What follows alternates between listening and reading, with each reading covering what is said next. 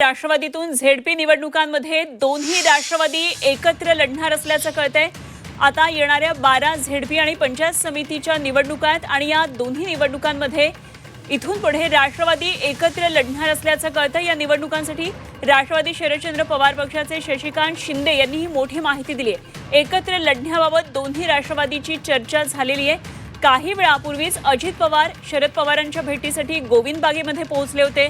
त्या निश्चितच राजकीय वर्तुळात काहीतरी मोठी बातमी येणार अशी चर्चा होती आणि आता झेडपी निवडणुकांमध्ये दोन्ही राष्ट्रवादी एकत्र लढणार असल्याचं कळतंय।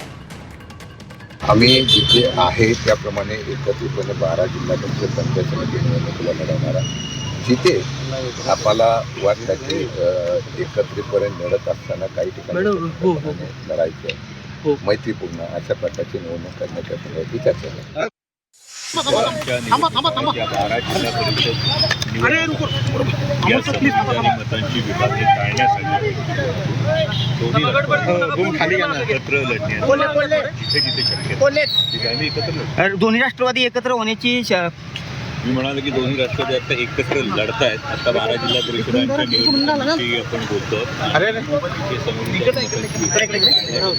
आम्ही एकत्र होऊन लढतो।